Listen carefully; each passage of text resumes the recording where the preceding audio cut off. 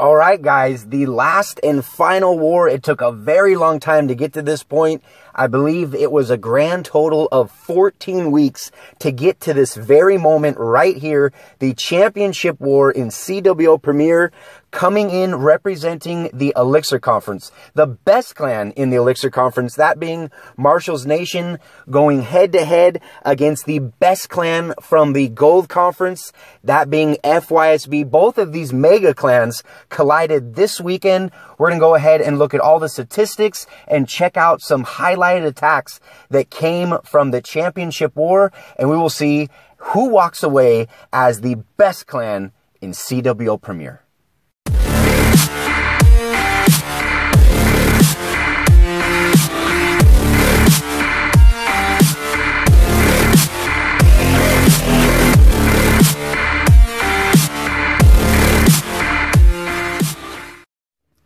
All right, before we get into all the stats and, highlighting the attacks from this war, what's going to be playing in the background, I got a pair of Fysb attacks that came from this war. And for those of you that do not know, the crowned champions of CWL Premier is Marshals'Nation, winning 84-81 over Fysb. And we'll go ahead, just like we do in all the videos, we'll go ahead and break down the stats and show you guys exactly, try to paint a picture to show you exactly how everything played out. So starting with Fysb, with their 11v10, starting with the 11v10 action, they went 5 for 6. They did have one dip fail, dipping down on one of MN's 10s. Now, where they really struggled was 10v11. So as far as their 10v11 game, they went 2 for 13. So just think about that. 2 for 13, meaning they left 2 of Marshals'Nation's Town Hall 11s. They were not able to 2-star with their Town Hall 10s, so that's where their other Town Hall 11s hit went. They did have 2 11v11 attempts towards the end of the war. They did go 0 for 2 on those as well. So they killed a lot of hits trying to 2-star MN's Town Hall 11s. And that's really where they fell short. The other interesting thing is they did not have any 10v10s. Now, I know we've seen them. They've been very consistent, pulling minimum 1, if not 2, if not 3 10v10s in a war. Unfortunately, in this war, they were not able to get a 10v10. So you want to talk about base building. Marshals'Nation put up some very tough bases between Town Hall 11 and their Town Hall 10s. However, Fysb's Town Hall 9s, though, really brought it. When we want to talk about the bottom of the map. Combined, they only failed 5 times, and they were able to scout every single Town Hall 10 with their Town Hall 9s. And 9 of those, they did 2-star. Only one of them, they still got the scout, but they weren't able to 2-star it. And, they have had a very good season. Fysb coming into this thing, it was a clan that everybody looked at right away. I believe they were averaging 84 stars their first 3, if not 4 wars. So, they started hot. The regular season, they were always hot. Even when they lost, it was very, very close. Very consistent as far as their dips, usually going 100% the past few weeks, not even having a dip fail. But Marshals'Nation's bases literally stopped them in their tracks, and they were not able to catch up. But their 9s did a very good job. Again, they were able to scout every last one of Marshals'Nation's Town Hall 10s, but their heavy hitters were not able to bring it home. And, it goes to show as far as how important defense is. But they have had an awesome season. They've had a lot of support from a lot of people from a lot of different clans, putting up 81 stars. Marshals'Nation still got the 3-star victory, over Fysb, but regardless, they've had an awesome season. And the attacks that we looked at one of their 10v11s, one of their 2 10v11s where they got the double using dragons. This one using Grundinator. I thought that was really interesting. Thought you guys would want to see that. So what we're going to go ahead and do now is check out some of Marshals'Nation's, the champs, highlighted attacks from this war, and I hope you guys enjoy it. All right, guys, covering the Marshals'Nation action, the champions of CWL Premier, again, winning 84-81, a 3-star differential. Going to go ahead and break down the stats real quick. Their 11v10 action, they went 6 for 8, so they did have 2 dip fails. As far as their, so not the best that they've performed at, but they still were able to get it done going 6 for 8 on 11v10. Their 10v11 action, they were able to clear all of FYSB's Town Hall 11s with their Town Hall 10s, going 4 for 12, hitting at 33%. Still solid, we're able to get the job done. And the big difference maker here is they had 2 10v10s, guys. Again, FYSB not able to come through with a Town Hall 10 triple. Marshals'Nation picked up 2 10v10s, and as far as their Town Hall 9 performance, not the best that we've seen. They did still have a few scouts on FYSB's Town Hall 10s with Marshals'Nation's Town Hall 9s. They did still clear 9s with 9s, so they were able to get the job done. Some interesting stats that I wanted to share with you guys after digging through the files, and I thought this was really, really interesting as far as their defense goes and the bases that come from our French friends in Marshals'Nation. So in the regular season, they've, I'm not sure what that was. Okay, so in the regular season, and including the playoffs as well, guys, clans, there's only 2 clans that were able to score more than 82 stars against Marshals'Nation. That being We Are Spartans and WHF2. We Are Spartans put up 85 stars against them. WHF2 put up 83. Think about that. Every single other clan that Marshals'Nation faced, they were not able to put up more than 82 stars. One more thing is, as far as Marshals'Nation's Town Hall 10s being 3-starred 10v10, the only clan that was able to get more than 1 10v10 against Marshals'Nation was also We Are Spartans, and that war, We Are Spartans put up 5 10v10s that war. But every other clan either got 0 or 1 10v10. So you guys want to talk about some defense that they have been putting up. Cannot believe those statistics. And the first attack that you guys saw, I don't know what that picture was. I don't even know how that got in here. The first attack we saw was a Town Hall 9, some Town Hall 9 action.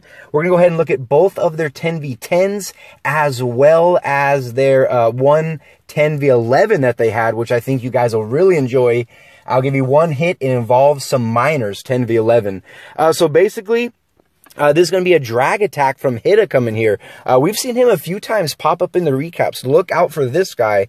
Just doing a queen walk, starting over at 6 o'clock, walking up to 9. You see the BK just clearing all that trash right there. And it's actually a queen charge breaking in. He's actually be doing a double layer wall break. You can see those wall breakers catch the tail end of that rage. Able to get that wall pop, leading the archer queen to everything. As far as that AD, the Expo, and just setting a really nice path for the drags. Here we have loons coming out of the CC guys met up with a haste after the bomb tower goes down. They're going to go ahead and one-shot that Inferno tower, even take out the Tesla. We have a nice rage right there as all the drags are going to clump up. Did a nice job funneling them when he started off with his queen walk down there at 6. Just has a whole lot of drags. Look, those loons are still going, crashing and taking out the second Inferno tower, guys. Here we have the Archer Queen in range of the other air defense. So just an amazing attack and amazing execution using drags. And there's only a few defenses left.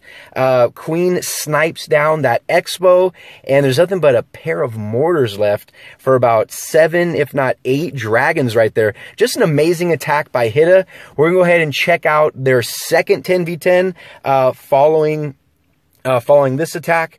Again, they did have 2 10v10s this war. And basically what we're going to be seeing right here is an amazing Suihiro Lalo, and you're going to check out the value that he gets from his queen right here. We got 3-star your mom. He's going to be coming in here. Has a nice bowler bounce in range of that air defense. So 6 troop space coming from the bowler, takes out an air defense. Amazing value. So here we have the king, did funnel that first area with a wizard, and here we have the king beating on that gold storage. He's going to round the bend and just kind of set the path for his archer queen. Does have a few wall breakers as everything's distracted on the king and those barbs. He's going to be able to pop that wall, no problem. She's going to go ahead and take out that cannon. Also take out the Inferno Tower and the air defense. The question is, can she reach that second air defense? We'll have to wait and find out. So here comes the Inferno Tower, just about to go down, and being very patient. Look at the patience as far as that queen ability right there. And just in the nick of time, once she took out those ground skellies, ends up sniping that air defense. There's only one more air defense left, and he's got 28 loons that he's going to be bringing to this attack, guys. So here he's dropping down the first hound as it's making its way to the air defense way over there at about 3 o'clock on the far right-hand side of the base. Hasting everything up, followed up by a rage. First hound pop does have a second hound coming out of the CC to do some tanking on that air defense. There it goes, pathing, collecting all those seeking air mines from the loons right there. Has a nice heal, followed up by a rage right in the core. He's all out of spells, but has a whole wad of loons, guys. They're going to collapse on that air defense. Has a couple on that archer tower right there. And just like that, this attack execution. The skill it took to pull off something like this. An amazing attack from 3-star Your Mom on this one. And I really hope that you guys enjoy the attacks that got recorded for this recap. So I'm going to leave it to some music. I'm going to have some soothing music for you guys representing our French friends. And I hope you guys enjoy the show.